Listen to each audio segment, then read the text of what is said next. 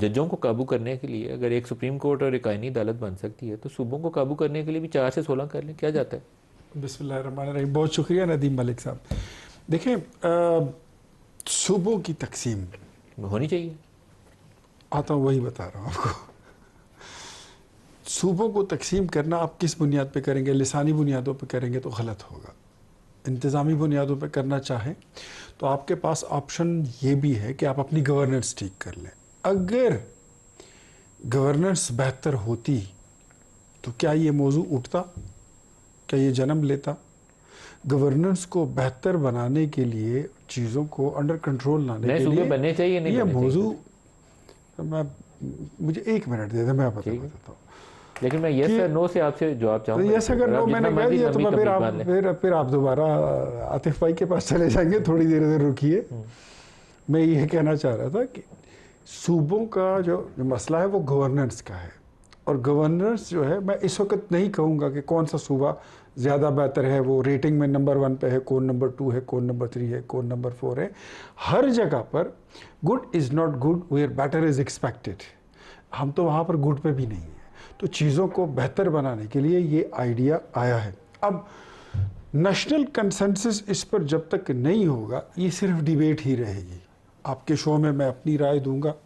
یہ میری جماعت کی رائے نہیں ہے، یہ میری انڈیویجول کی رائے ہے. شرمیلا فاروقی آپ کو دے رہی ہے. آپ کی رائے میں نئے صوبے بننے چاہیے نہیں بننے چاہیے؟ میں ایسا سمجھتا ہوں کہ نیشنل کنسنسس ہو تو کوئی قباحت نہیں ہے، بننے چاہیے. نیشنل کنسنسس کیسے؟ فار دا پرپس کہ گورننس بہتر ہو. کیسے نیشنل کنسنسس؟ ریفرینڈم کرا لیں، کیا کریں؟ نہیں، نیشنل کنسنسس اس کو بھی آپ کہہ سکتے ہیں. ہر بات پہ ریفرینڈم تھوڑی ہوتا ہے. پولیٹیکل پارٹیز، یہ پولیٹیکل پارٹی ہے، پولیٹیکل پارٹی ہے، ہم پولیٹیکل پارٹی ہیں، بیٹھے ہیں اراؤنڈ دا ٹیبل. وہاں پر جو قومی قیادت ہے وہ فیصلہ کر لیں تو میرے خیال میں چیزیں آپ کی آسان ہو قیادت کی جائیں گی. تھاٹ پروسیس کیا؟ قیادت چاہتی ہے نئے صوبے بننے؟ میرے خیال میں ابھی تو یہ چیز وہاں پر اس لیول پر انڈر ڈسکشن نہیں آئی ہے. نہیں آئی فی الحال تو یہ ایک میں کہتا ہوں مصطفیٰ کمال صاحب کا بیان جو ہے اس سے مجھے آج لگتا ہے کہ کوئی معاملہ اور نہ ہو جائے. انہوں نے کہا 26ویں 27ویں ترمیم کون سی پارلیمنٹ نے، کون سی کابینہ نے ڈسکس کی؟ کابینہ میں ڈسکس کرے بغیر ہی مصطفیٰ کمال ایک انڈیویجول کی حیثیت سے انہوں نے بات کی ہے. میرے خیال میں ان کی جماعت کی بھی یا رائے ہوگی یا نہیں ہوگی.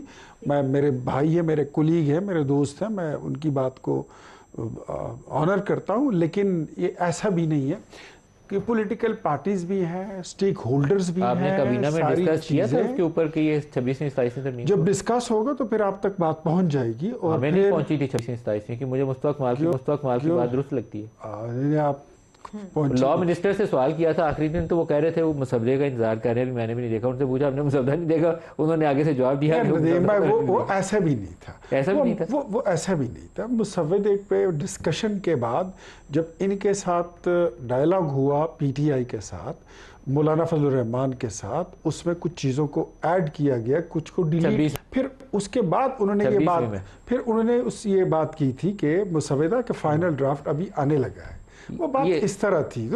بازار میں بات چوکوں تک پہنچتے پہنچتے جو ہے نا، افسانہ کی پوری دیوان بن جاتی ہے. چلے خیر، اب یہ جسٹیفیکیشن میں آپ کچھ بھی کہہ لیں.